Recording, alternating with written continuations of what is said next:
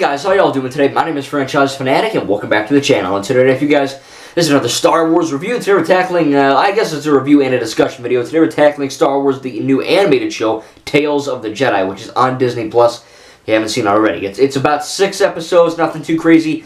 I think, you know, they're pretty short in length too. None of them are basically over 22 minutes, which is the normal Clone Wars-esque type of, length. But I kind of wanted to make this video because not only is Tales of the Jedi freaking amazing, and I'll get to that in a minute, but I kind of just want to talk about the Star Wars shows, because, we all know the Skywalker Saga, right? Everyone's seen all 9 movies.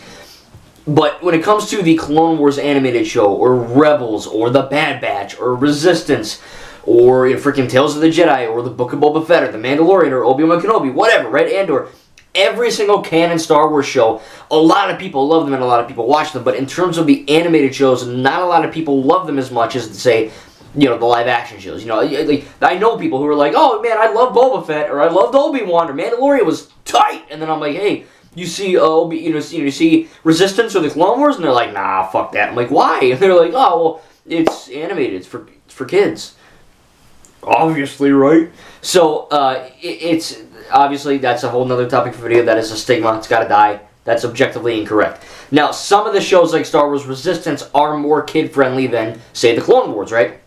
Now, Resistance, it is currently the only animated, or currently the only really Star Wars sequel trilogy era show. It's, by the way, I love the prequels. They have a butt ton of issues, but I do love the era of the world that it's in. But, we have so many prequel trilogy shows and content. We need more original trilogy and sequel trilogy shows, like freaking pronto. But, there's so many people that I talk to online who are like, oh, franchise, even on my Twitter, just on YouTube here, they're like, oh, I don't really watch those animated shows. Either it's the same excuse. Either, oh, it's for children. Oh, it's animated. Oh, it doesn't count because it's animated. Oh, it doesn't count because it's for children. It's the same type of garbage answer every time. And, look, it's easier to watch Mandalorian with 10 episodes or Andor with, 12, whatever, compared to the Clone Wars, which has, like, a trillion, seemingly, episodes, right? But that's the thing. These animated shows, on the surface, to a non-hardcore Star Wars fan, could seem like children's shows or dumb kiddie content. The adult show is The Mandalorian, but the children's show, that's Rebels, or that's Clone Wars. But if you actually watch the shows, it is completely the other way around. It's insane. Like, I've watched the Clone Wars, The Bad Batch, Resistance, Rebels, Tales of the Jedi, whatever. I've seen every single animated Star Wars show that is canon. And I love them all. But if you look at the Clone Wars show, which does wonders for the prequel era, like, if you just watch episode 1, 2, 3, and then whatever, you won't get the full view. If you watch 1, 2, Clone Wars, then 3, it's a completely different ballgame in terms of the prequel trilogy, the prequel era, right? And again, the prequels are by far my least favorite set of films in the Skywalker Saga. They're, in my opinion, the worst, made. But, the era is great, it's just the writing and acting is a bit wonky, but I do think that, for the most part, the animated Clone Wars content really does make this entire prequel era just spark and come alive. But, there's a lot of those people out there where they're like, oh, I won't watch that because of X, Y, and Z. But if you actually watch the Clone Wars show, or, even Rebels, Resistance, not as much, and we'll get to that in a minute, but the Clone Wars specifically, and I guess the Bad Batch and Tales of the Jedi for that matter, any prequel era show that's animated, it is... I'm watching the Clone Wars show with Alan, and if you're watching this, to leave a comment. But even him, we're watching it, and I swear to God, we're on, I think, season 4, and he is every time, man. It's funny because obviously the live action movies, right? Those are the PG-13, the violent movie, and look, the sequel trilogy is by far the most violent set of films in the Skywalker Saga. But if you're looking at purely the Clone Wars animated show, just that. There are scenes in this show that I don't know how it got on Cartoon Network or Disney. I got no clue. I mean, there is swearing. Not a lot of it, but there's really only one episode. But, there is swearing. There is torture. There is torture that results in death. There is punching and shooting and kicking and stabbing and decapitation and blood and suicide and strip clubs and alcohol. It is the most, I'm not even kidding, the Clone Wars animated show is the most adult and violent and mature piece of Star Wars media in canon. I fully stand by that. And I hate the people that go, well, it's animated, so it's stupid. It's like, just like for 1 second, watch it. Maybe you don't like it and that's fine. But I know people on, my franchise media thing, I'm not going to say any names, but I know people that are like, oh, I'm not watching that because it's dumb, or oh, this and that. But, if people can get past that and actually watch it, it's phenomenal. It's beautiful storytelling. Truly, the Clone Wars show. And then you get, the Clone Wars movie, which is also great, but then you get Rebels, right? Rebels is not as brutal as the Clone Wars, but again, just because something's not as brutal as, Exhibit A doesn't mean Exhibit B is inherently bad or for children or dumb. Rebels is a fantastic show, and the fact that we're building onto that with the Ahsoka show probably, and all this cool stuff, it's really awesome how they can blend the live-action stuff with the animated stuff, with the video games, with the novels, with the comics, and have everything blend. You know what I mean? It's not like, oh, if you read the comics, it's a different canon. No, everything connects, and that's what's so freaking cool about it. And, Rebels is another fantastic example of that. And then, of course, we leave on to, with Kanan, and he was in the Bad Batch. He was in there. Caleb, first episode. So, everything, like I said, everything is connecting in a really awesome way, and that's going to also lead up to the future.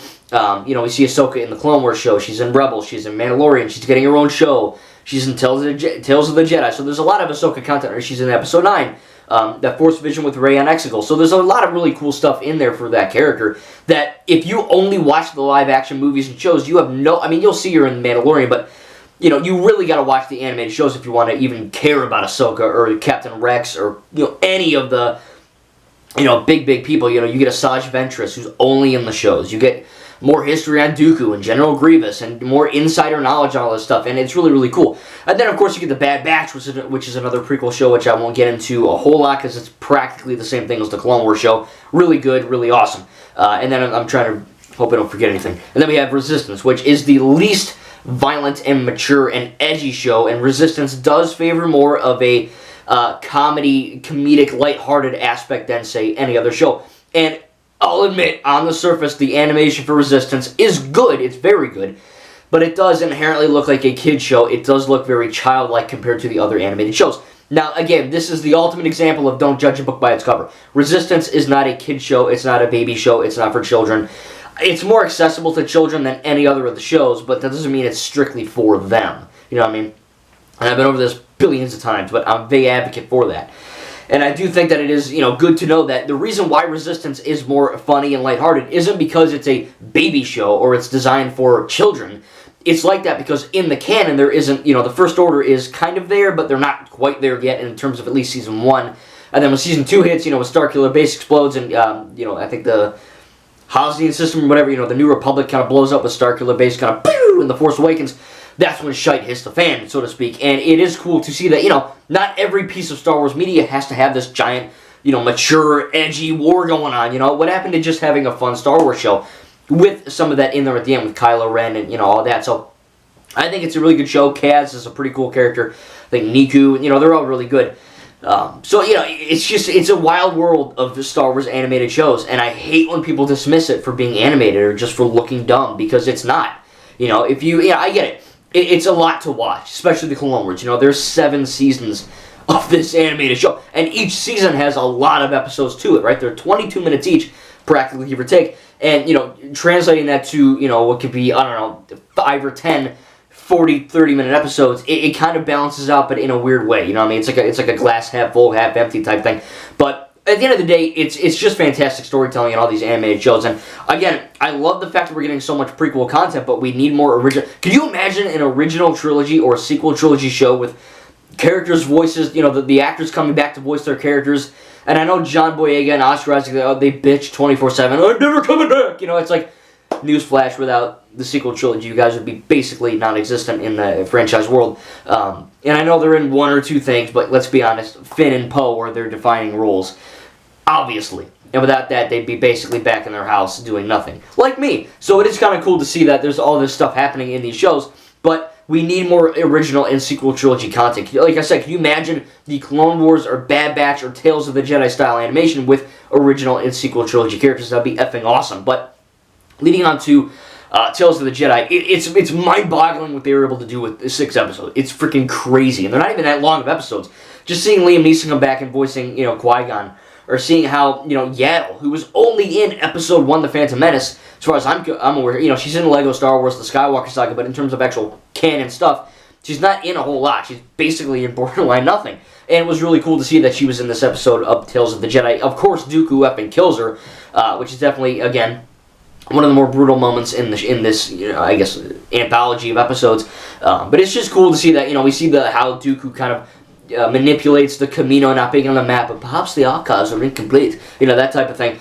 We see more that Ahsoka and Rex were at Padme's funeral in Naboo. I literally said "holy shit" out loud because that is a crazy moment. As a hardcore Star Wars fan, that made my day because it was like, where's Ahsoka in this? Where's Rex during that? Are they dead? Where are they? So it's the fact that Ahsoka, whenever I rewatch Revenge of the Sith and I see Padme's funeral, Ahsoka's in that crowd somewhere in her little cloak, but she's there. And just these little moments. It's moments like that where it builds the world and it makes those movies, which again, I love episode 1, 2, 3, but as movies, they are big flawed time.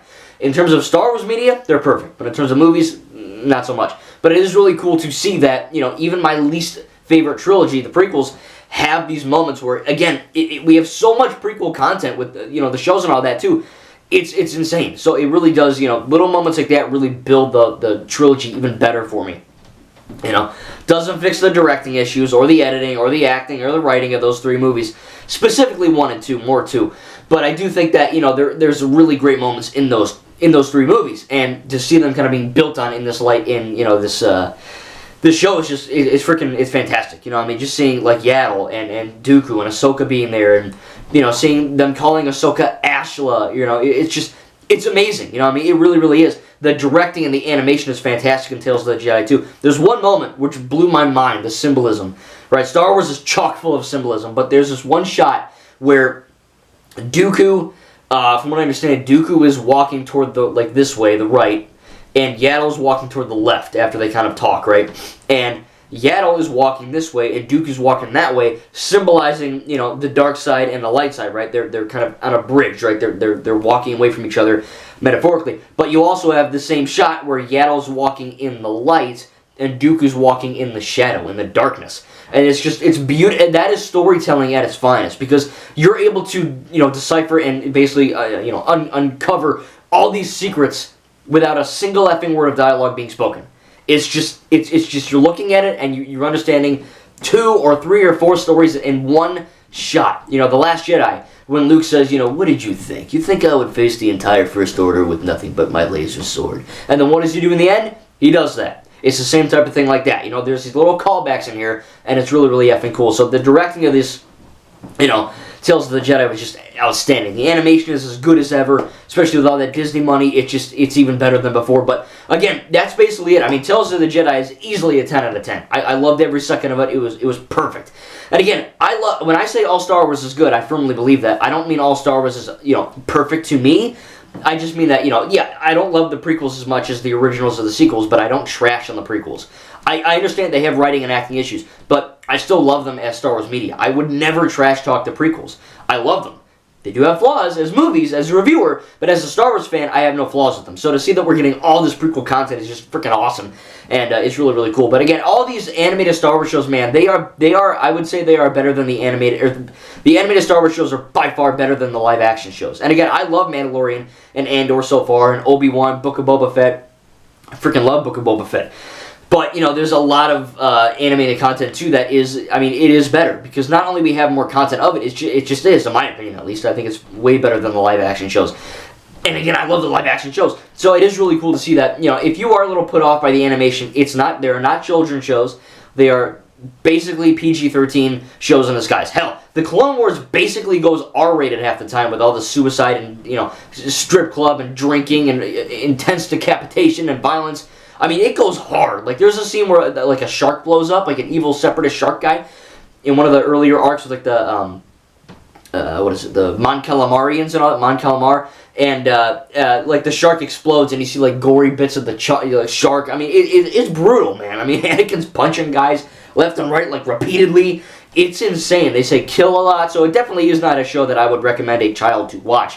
But again, it does vary. You know, Rebels is not as intense. Resistance is the least intense. But again, don't make that seem like they are baby shows and you shouldn't watch them. You know what I mean? If you have not seen the animated Star Wars content and you want to know more about the Star Wars lore, yeah, read books, read comics, play the games, but watch the animated shows, man. They are very much worth your time, and they are perfect, and I cannot imagine a world without them. I mean, they uplift the prequels in a way that I never thought they would, you know, I mean, when I was growing up.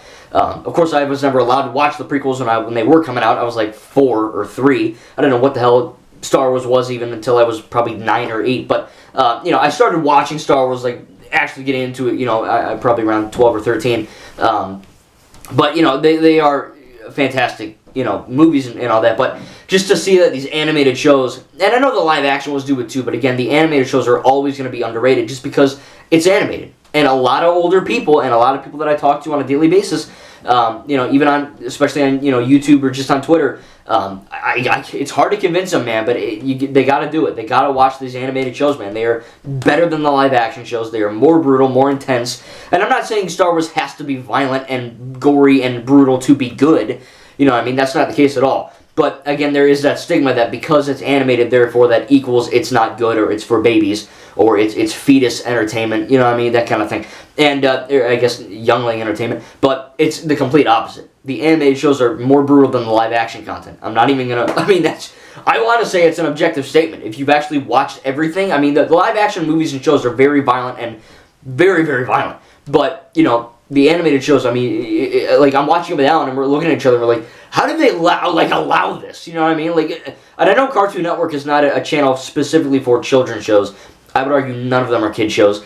But a lot of them are, you know, like Adventure Time regular show, they're very much, you know, there's a big adult following, as they, again, are not for children, they're for everyone. But it's funny to see, like, the Clone Wars show have you know, all this decapitation and violence and sabotage and murder and suicide, and it's crazy, you know, it really is, that they got away with some of this stuff. And it holds up, you know, I mean, it really does. If you watch the Clone Wars movie and, you know, from season 1 onward, it's a great show. Bad Batch is good. Resistance is phenomenal. People need to watch Resistance more. Can't stress that enough. But, you know, we do need more. We do need more original and sequel trilogy animated content for sure, like freaking right now. But, you know, I love the prequel stuff, but I think we have to kind of, let's leave the prequels alone for a little bit, all right? We have enough. Let's go to the originals and sequels. Please, just get John and Oscar and Daisy and Adam or, you know, whoever back that's still alive from the originals and just have them do stuff, man. I think that'd be a winning formula. But tell me in the comments down below what your favorite Star Wars show is, animated, live action, whatever. I think my favorite Star Wars animated show is The Clone Wars, and my favorite live action is Obi-Wan Kenobi so far. But I really love all of them. It's a tough one for sure. But again, I just wanted to make this, man. The animated Star Wars content is very underrated. More people need to watch it. And if you have not seen Tales of the Jedi, it is on Disney Plus right now. Make sure to go see it. And yeah, man, I can't wait to talk more Star Wars. We're getting more Lego Star Wars, the Skywalker Saga DLC character pack soon, so I cannot wait to, you know, talk about that. But anyway, that's it. Hope you guys enjoyed this video. All Star Wars is good, including the animated stuff. Thank you guys, and we'll see you in the next video.